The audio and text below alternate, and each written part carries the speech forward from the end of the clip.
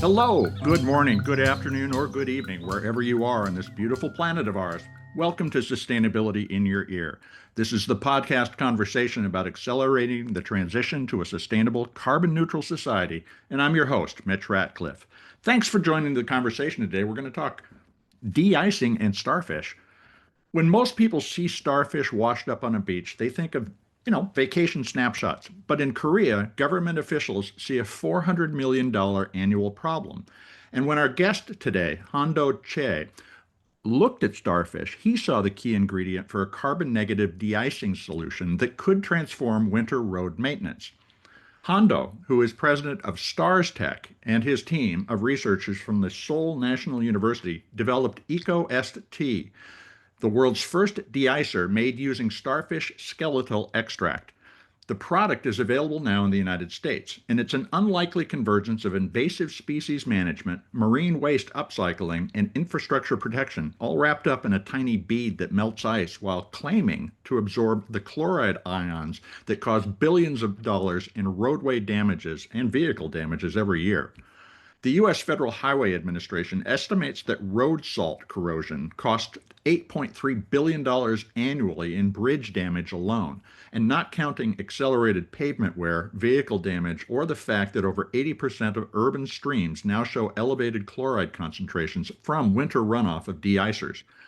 And we spread roughly 24 million tons of salt on American roads every winter. Meanwhile, in Korean waters, the northern Pacific sea star has become such a menace to shellfish aquaculture that the government purchases 3,000 to 4,000 tons annually of these starfish just to control the populations. These voracious predators devastate oyster farms and scallop operations and cost the fishing industry hundreds of millions of dollars in losses. Stars Tech processes about 10% of that collected material, those dead starfish, extracting the porous bone structures that give starfish their shape and, according to Hando, their remarkable ability to store and release chemicals in response to melting conditions. EcoST is a chloride-based de-icer, just like rock salt. It melts ice using the same basic chemistry as rock salt. Stars Tech claims their product actually reduces net chloride pollution by absorbing ions into the starfish's natural skeletal structure, releasing corrosion inhibitors to achieve a corrosion rate of just 0.8%, lower than drinking water. That is, according to them, and 29 times better than conventional alternatives. EcoST is also claimed to be 166% better at melting performance than sodium chloride and results in 90% less concrete damage as well as 70% less vegetation harm. The company has patents in Korea, Japan, and Russia with applications pending in North America and Europe, and they've achieved certifications from Korean testing institutions and are now rolling out pilot programs in the United States. However, their price is pretty high. The premium product runs between $465 and $950 per ton compared to $100 to $150 for commodity rock salt. So there's some economic challenges here, but also an opportunity to reduce environmental harm. We're going to talk with Hondo about how he sources an invasive species sustainably, using chloride to fight chloride pollution, and whether commercial property managers and municipalities can be convinced to pay a premium for environmental benefits when over-application of cheap salt remains an annual winter practice. You can learn more about Stars Tech at starstech.co. Stars Tech is all one word, no space, no dash, starstech.co. Can marine waste solve a winter infrastructure crisis? Let's find out right after this brief commercial break.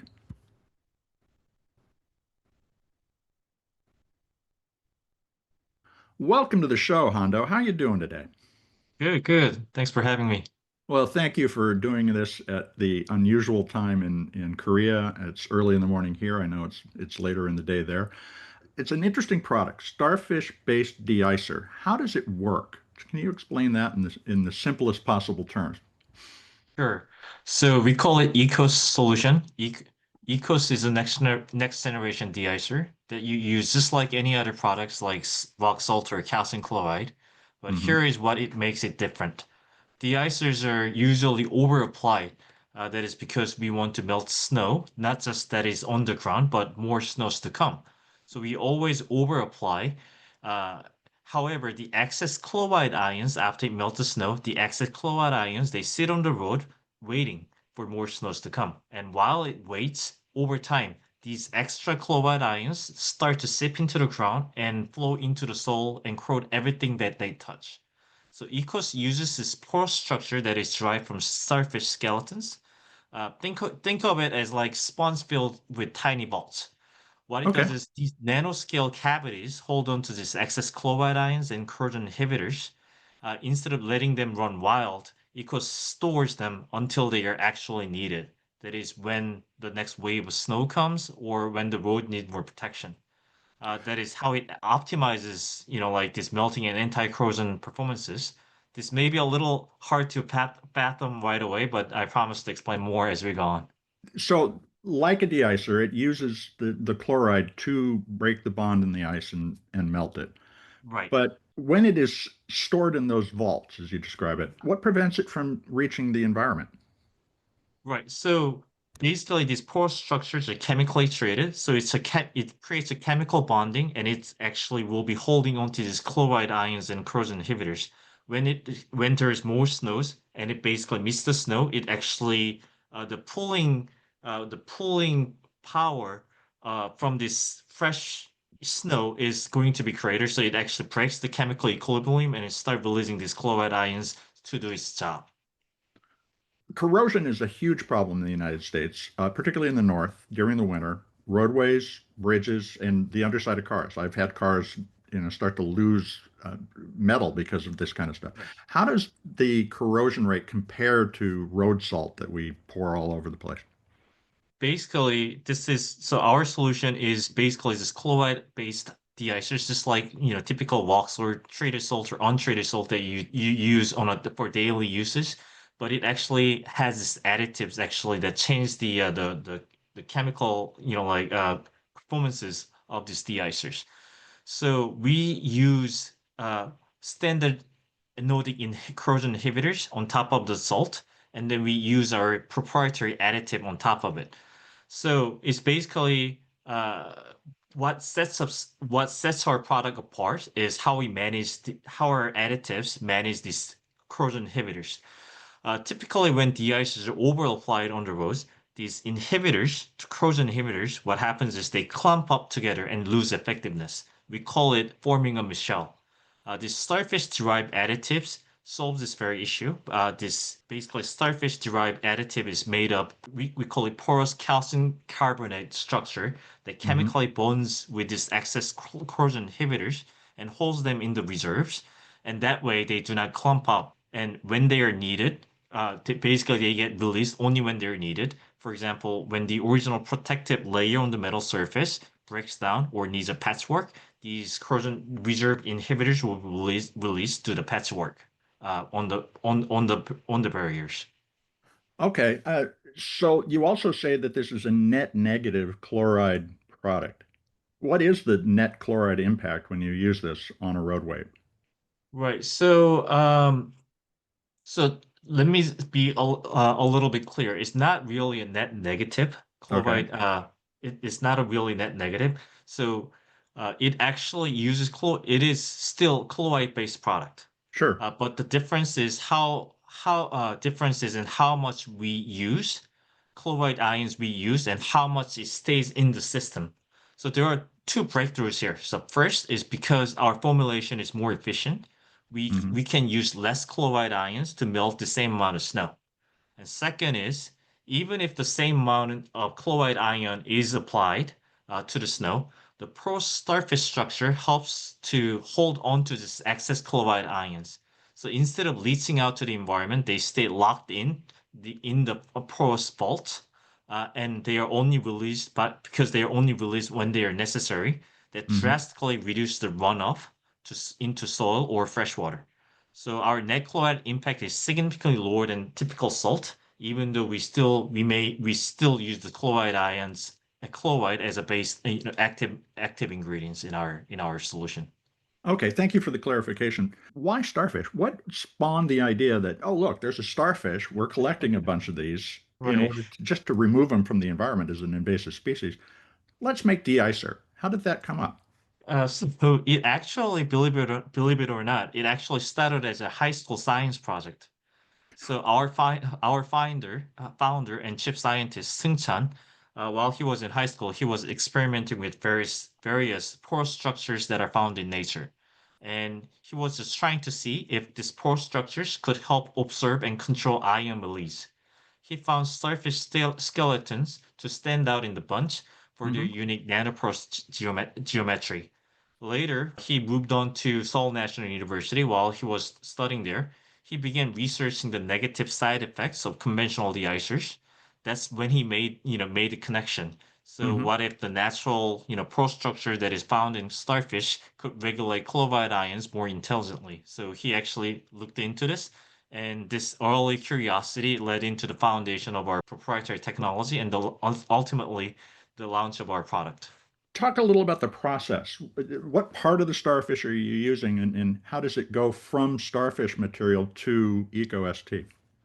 First of all, I wanted to kind of stress that, starfish even though it may look harmless, in many parts of the world, they are considered a serious marine pest. Hmm. So in Korea, for example, the North Pacific Sea Star, that it devastates shellfish farms by preying on clams, oysters, or mussels, which are not just valuable seafood sources, but they are also important for ocean health and purification.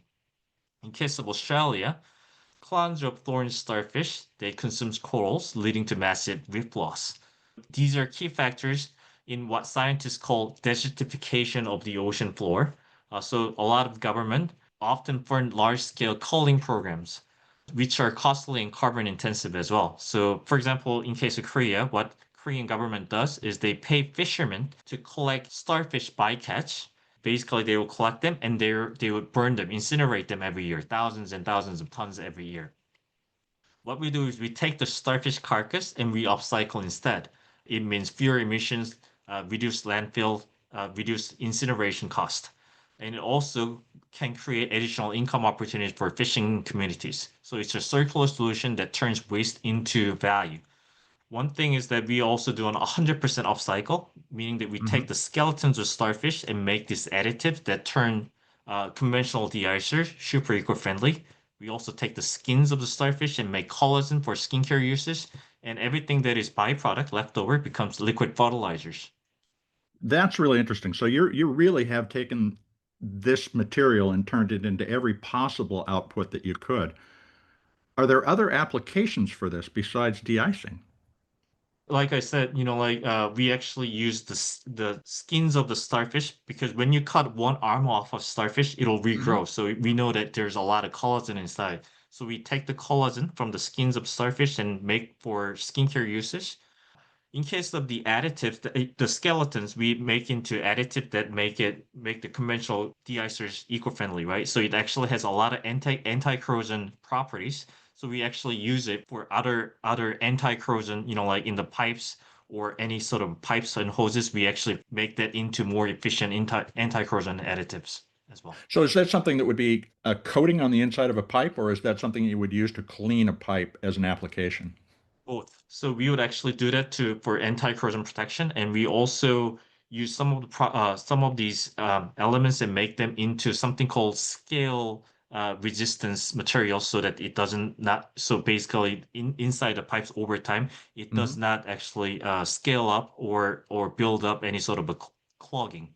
So we actually make into different type of agents. It's really interesting that you can develop a circular economy in something that we were treating as a complete waste product before. This is a great place to take a quick commercial break. We're going to be right back to continue the conversation. Stay tuned, folks.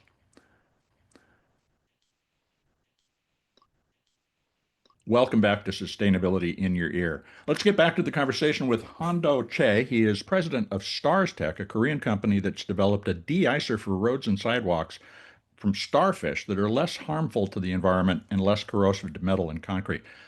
So, Hondo, are there other sea creatures that are invasive that we could be harvesting to do more with? And can you give an example if you have one? Sure. Sure. So, for example, we can, instead of starfish, we can also upcycle or use sea urchin shells, so the discarded sea urchin shells, uh, as our primary alternatives. Like starfish, their exoskeletons are made of porous calcium carbonates, which makes them ideal for iron release, iron regulation, so we can actually upcycle sea urchin shells as well. We are also experimenting with nomura jellyfish, which are, greatly disrupting marine ecosystem across many parts of the world. Hmm. Uh, they may not be ideal for de-icing usage, but we can extract high-value collagen out of them for agriculture and cosmetics uses as well. Uh, Finally, we are developing a process to convert discarded oyster shells and turn them into low-carbon calcium chloride. That gives us fully marine source circular material platform for de-icing uses as well. How sustainable is your starfish supply chain itself? Does, for instance, the collection of the starfish disturb the seafloor? Are there other impacts that we're not looking at here? So we're not really worried about the supply or any sort of side effects. So for example, starfish are extremely reproductive and Mhm. they really have no natural predators. Currently, we are using less than 10% of collected starfish bycatch in Korea alone. So that means if our demand scales 10x, we can still source everything locally. If we ever exhaust domestic supply of starfish, we can always turn to other regions. For example, Australia, for instance, they have even more severe starfish overpopulation issues. Also, in an unlikely scenario that we run out of all the starfish around the world, we also have the options to use discarded sea urchin shells instead, which share similar porous properties as with starfish. For instance, sea urchins in Northern California are a major issue. They're damaging the kelp beds. Are there opportunities to have local fishing communities plug into your supply chain to become suppliers and to earn some income from their efforts to clean up those invasive species? Is that represents an interesting economic way of incenting sustainable behavior?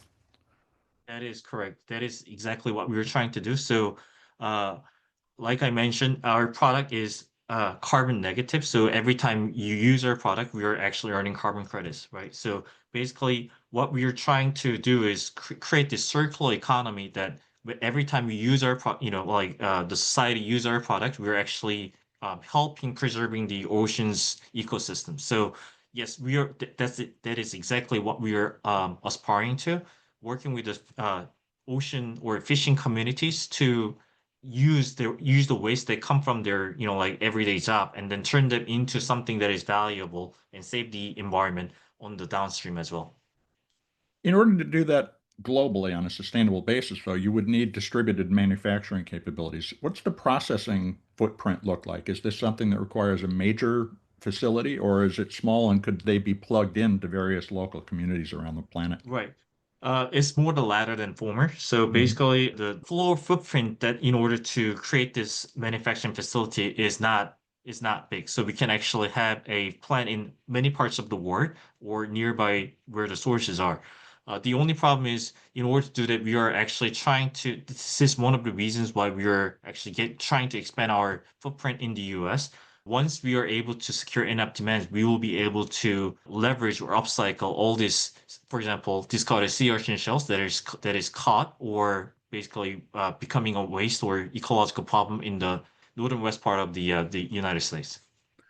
It sounds to me like your collagen opportunity in the long run ends up being larger. That's a huge market in healthcare products and beauty products and so forth. Are you working with companies in those industries to become a supplier?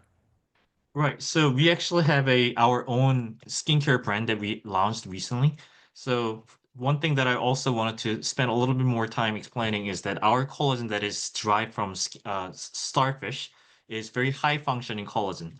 While collagen usually cannot penetrate or be absorbed into your dermal layer because of the bigger molecular size, the starfish derived collagen can. So it has about 2,300 times more absorbent to your dermal layer. So has a very good anti-aging properties.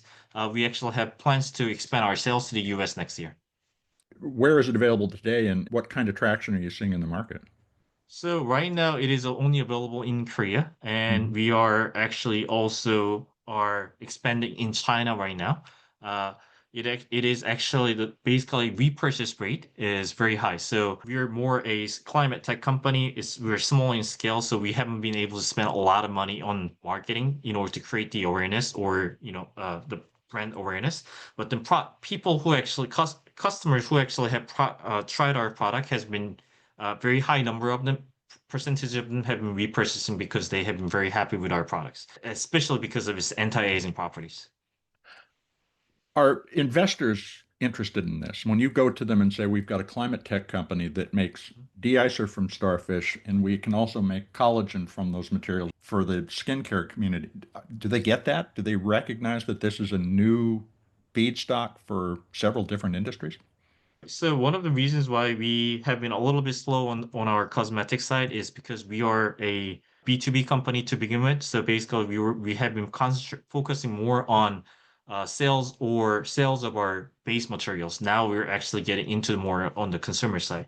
The investors actually get it in a way that because this actually helps us to upcycle the waste 100% because we actually get these collagen from the process of separating the skeletons and the flesh. A lot of the production cost is already covered by our de-icing operations, right? So it poses great opportunity, not just for us financially, but also for the environment as we are able to upcycle the waste 100%. And also, this is also it's a new high functioning great material for the industry as well. So it poses a lot of different opportunities for us. There are some other alternatives to rock salt that are being used in de-icing: calcium magnesium acetate, Right. beet juice blends. They're already in the U.S. market. How are you breaking through? How do you begin the conversation, for instance, with a county roads program about their use of rock salt and how this could be a better option? I think that's a great question. So let's break it down. The CMA, calcium magnesium acetate or potassium acetate, all acetate-based de-icers are considered very safe for the environment, Hmm. but that is why it is used in sensitive or protected areas like airports. But it is also much, much more expensive than rock salt, and it is also less effective in terms of melting performances, especially at extreme low temperatures. For another instance, beet juice is often used as an alternative, but it is more of an enhancer. It is mixed with salt to Okay. improve adhesion and reduce scattering of salt, like to side of the roads. However, it smells unpleasant, it is harder to store, and it still contains chloride from the base salt. So what Aquos offers is the best of each element here. It basically the melting power of traditional salts, corrosion protection, similar to CMA or potassium acetate, optimization or enhancement properties like beet juice. And crucially, it is the only carbon negative de-icer in the market, basically credited with carbon credit for every time you use it. On the other hand, your product also costs significantly more than rock salt. You mentioned the comparison with beet juice and CMA.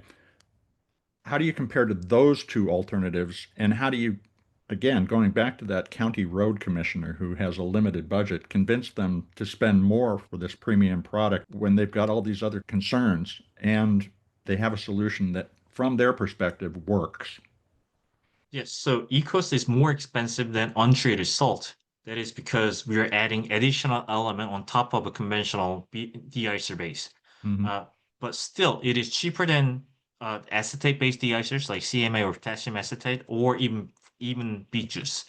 If you look at how it makes sense economically, is that salt only accounts only about less than 5% of the most winter budgets. The real Hmm. cost lies in operations and repairing the damage that entails salt uses, like rusted bridges, cracked pavements, or contaminated soils, and so on. Our simulation, based on US municipal data, show that using ECOS can deliver up to 5,000% ROI over time. So that includes lower infrastructure maintenance cost, fewer Hmm. reapplications of salt, and compliance with ESG targets.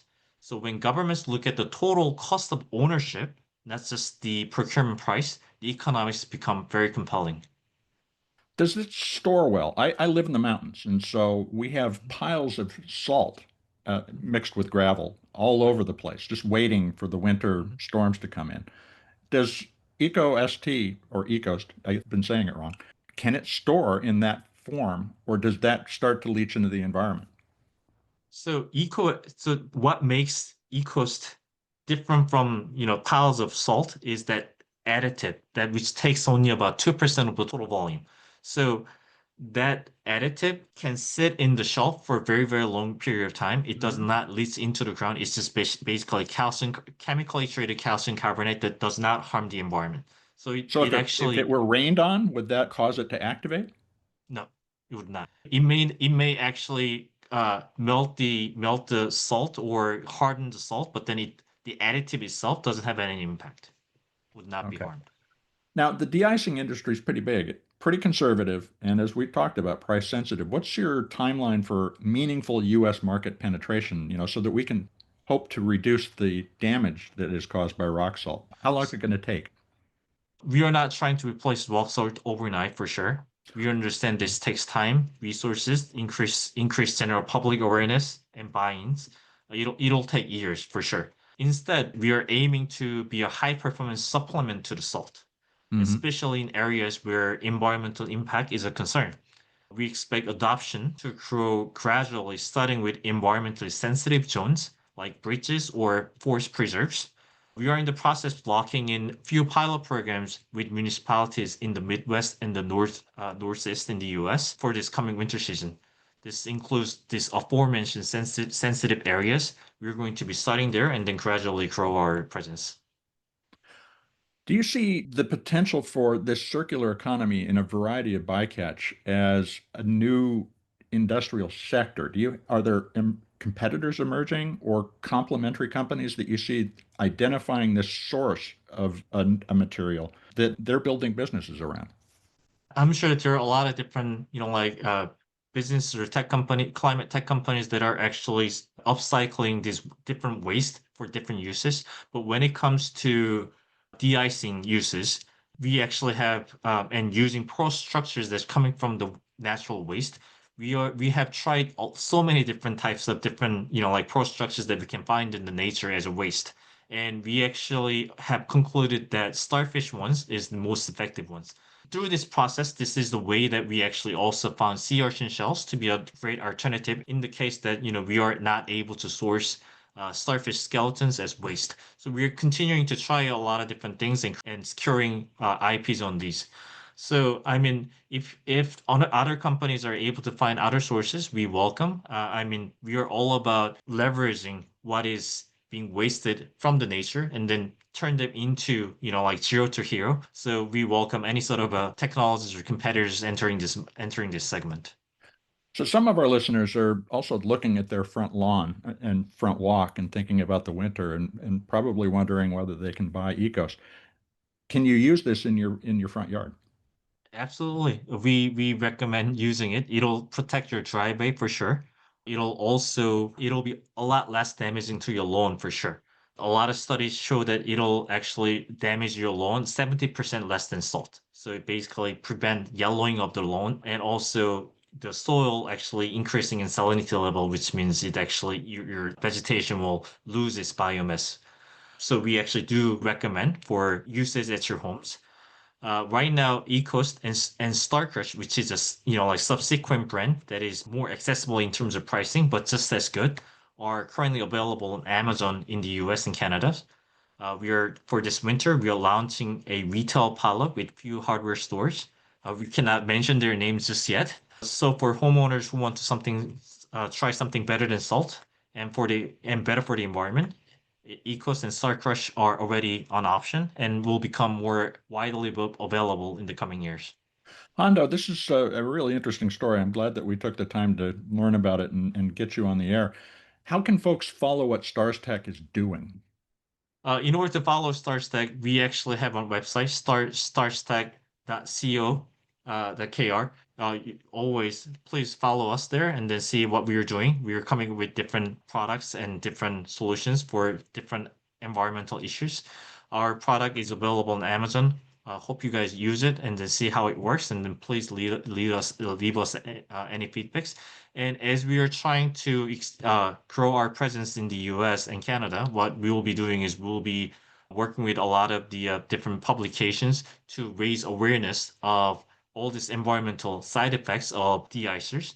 and then how our products can actually help the environment. So we'll be doing more effort, making more of these efforts to raise the general public awareness going forward. Well, Hando, thanks very much for taking the time to talk with us today. It was a really interesting conversation. Thank you, Mitch. Thank you for taking the time, Mitch. Appreciate it. Welcome back to Sustainability in Your Ear. You've been listening to my conversation with Hando Choi. He is president of Stars Tech. It's a Korean climate tech company that's turning invasive starfish into low-carbon road de-icer that also reduces salt-related damage to roads, bridges, and vehicles. Another byproduct of their process, as you heard, is collagen, which supports a new line of Stars Tech skincare products. And you can learn more about Stars Tech at starstech.co. That's Stars Tech is one word, no space, no dash, starstech.co. And check out Ecost, its de-icing product, which is available on Amazon. So here's a company that recognized a natural source of a valuable material, not one material, but several, and it helps reduce the damage caused to local shellfish populations by invasive starfish. They found every use that was possible for the byproducts of their manufacturing process. And as we heard, Stars Tech blossomed from a high school science project. That shows that coming generations can imagine and commercialize solutions that will reduce the severity and ultimately begin to reverse the climate crisis. In fact, it's the pragmatic qualities of Ecost that are most striking to me.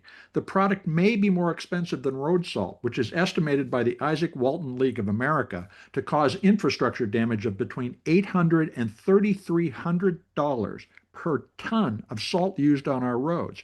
Ecost's high price is a fraction of the fully loaded cost of the traditional approach, that is, using rock salt on the roads. So if you factor in those pesky externalities that the take, make, waste economy has long ignored, Ecost is a bargain. Another pragmatic move here is Stars Tech's discovery of other applications for starfish skeletons, such as using it to prevent corrosion in pipes. And the benefits didn't stop there. They use every part of the starfish, leaving nothing to waste. And they help increase the incomes for fishing fleets that have treated starfish as bycatch that had to be thrown back into the ocean instead of keeping them from harming fisheries. So, this kind of thinking, this systemic thinking, can unlock a more sustainable economy by combining environmental restoration with waste free manufacturing. Pretty cool, if you ask me. And if your driveway freezes in the winter, maybe Ecost is a product to consider. We'll share more companies like Stars Tech on future episodes. And hey, would you take a moment to look at one of the more than 500 shows that we've recorded for Sustainability in Your Ear and share them with a friend? Writing a review on your favorite podcast platform will help your neighbors find us. Folks, you're the amplifiers that can spread more ideas to create less waste. So please tell your friends, family, coworkers, the people you meet on the street that they can find Sustainability in Your Ear on Apple Podcasts, Spotify, iHeartRadio, Audible, or whatever purveyor of podcast goodness they prefer. Thank you for your support. I'm Mitch Ratcliffe. This is Sustainability in Your Ear, and we will be back with another innovator interview soon. In the meantime, folks, take care of yourself, take care of one another, and let's all take care of this beautiful planet of ours. Have a green day.